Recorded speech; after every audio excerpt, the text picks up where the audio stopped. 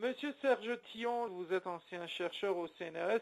Merci, monsieur, d'avoir accordé cet entretien à notre radio. Le président Nicolas Sarkozy a effectué une visite aux États-Unis pour, selon certains médias, mettre fin à ces brouilles avec son homologue américain Barack Obama. Les deux hommes ont également insisté sur l'entente franco-américaine. Quelle est votre analyse sur cette visite? Est-ce que vraiment les brouilles sont terminées entre les deux hommes? Écoutez, je n'ai pas l'impression qu'ils poursuivent exactement les mêmes buts politiques. Il me semble que d'un côté comme de l'autre, il s'agit d'une sorte de petit cinéma. On nous fait une petite séance de cinéma pour mettre en scène l'amitié éternelle, n'est-ce pas, entre les États-Unis et la France, ce qui arrive de temps en temps et assez régulièrement, justement quand il y a des accords sur le fond de certaines questions. Alors, pour éviter que ces désaccords ne prennent de l'ampleur, on a ces gestes de convivialité un petit peu brefs, parce que je lisais ce matin dans le journal que M. Sarkozy est arrivé vers 18h30 à la Maison-Blanche. Il en est parti 2 heures après. Donc le dîner a été quand même extrêmement succinct, extrêmement rapide. Je suppose quelques vagues hamburgers. On n'a pas fait un dîner d'État, c'était une sorte de réception privée dans les appartements de Monsieur le Président. Donc c'est une toute petite chose en fait. Et Sarkozy s'est déplacé pour pas grand-chose. À la veille, justement, le président Sarkozy avait déclaré dans un discours à l'université de Columbia que les États-Unis devaient, en tant que grande puissance, davantage travailler avec ses partenaires.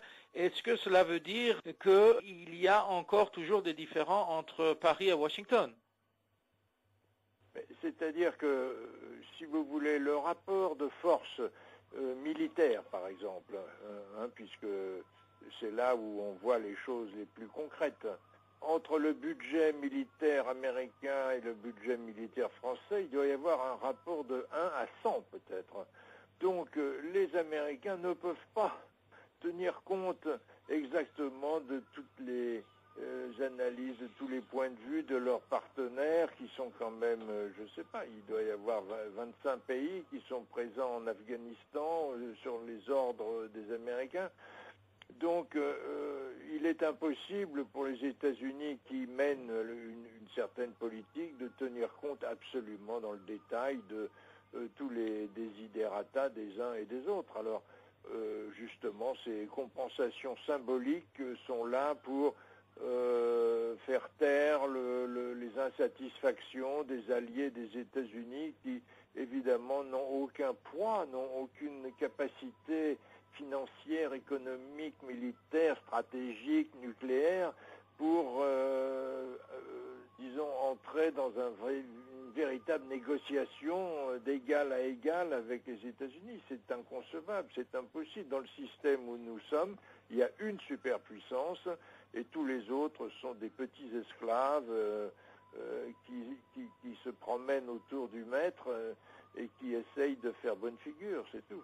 Les deux présidents français et américains ont une nouvelle fois insisté sur de nouvelles sanctions contre le programme nucléaire civil iranien. Cependant, Barack Obama a reconnu qu'il y avait des difficultés sur un consensus international en ce qui concerne la question du nucléaire civil iranien. Qu'en pensez-vous? Oui, parce qu'il est absolument illégal et complètement anormal de sanctionner un programme de nucléaire civil. Comme l'a dit le président brésilien ces jours-ci, il a dit mais nous faisons exactement la même chose que les Iraniens. Donc tout un tas de pays font effectivement ont des programmes identiques qui ont la même portée, la même visée que les Iraniens. Et ce qu'on reproche dans le fond aux Iraniens, c'est pas leur programme nucléaire, c'est leur politique, c'est leur leur indépendance vis-à-vis de l'Amérique et vis-à-vis de l'Ouest. Voilà, c'est ça le crime, c'est d'être indépendant.